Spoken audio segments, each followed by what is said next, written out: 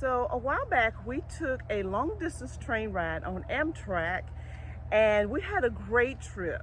But there were also some things that were not so great, and there are a couple things that we would just like for you to know in the event that you decide to take a train ride on Amtrak.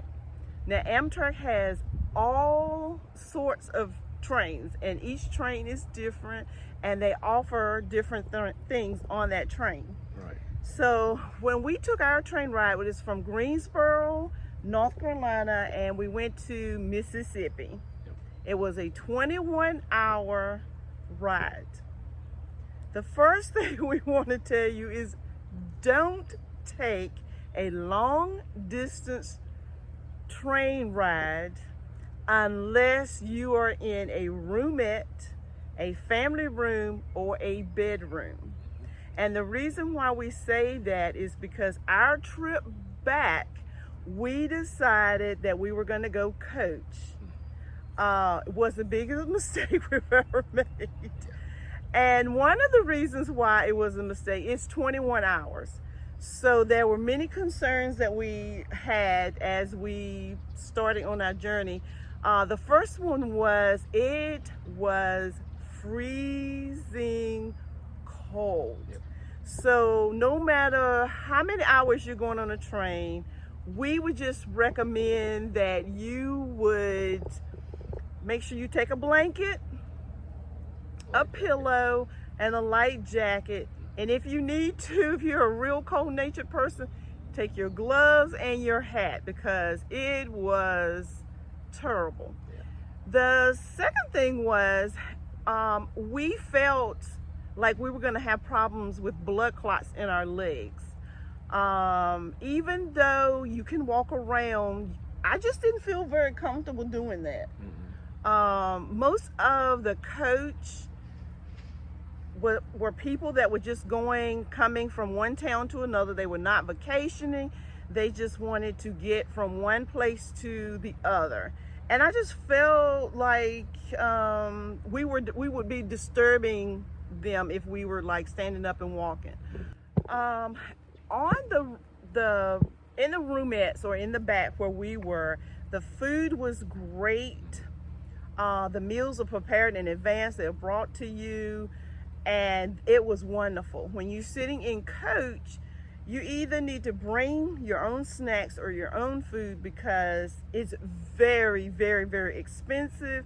And as you know, it's not going to be very good. Yeah. It'll be filling if that's what you need, but it won't be very tasteful. Yeah. You'll have to forgive us for the background noise because we're at the train station in Danville, Virginia.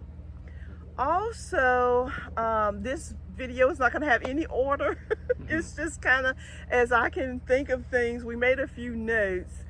We've had some people ask us, was it cheaper for us to go on the train versus flying? Actually, it would have been cheaper if we flew. We end up really spending more money because the roomettes are not cheap, even though they're very convenient. They're not cheap. We did that mainly because we've never done it, and you know, the thought of a train ride and you get your own little room and all that was kind of exciting. But I mean, it was still okay. But like she was saying, the ride back. Mm-hmm. Yeah, the experience, I guess, is the word we're looking for. The experience was great. I would definitely do the roomette or the bedroom or the family rooms. I would definitely do that again in a different direction that the trains go. Like, is it the western side? Yeah, well, they've got several that go across the United States. They're like a more scenic route. They have the cars with the windows on the top and the seats and everything. And then they have a few that go like up around Canada and all that, which are really nice, but they're really expensive. So if you want to see that and you haven't seen that before and you got the money, go for it. Right.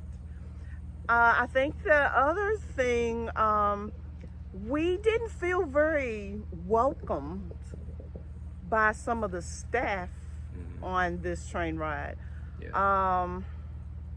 I'm just still not sure what that was all about. I just felt uneasy. Well, not really even uneasy. It was like we didn't get the service that we thought we would have gotten.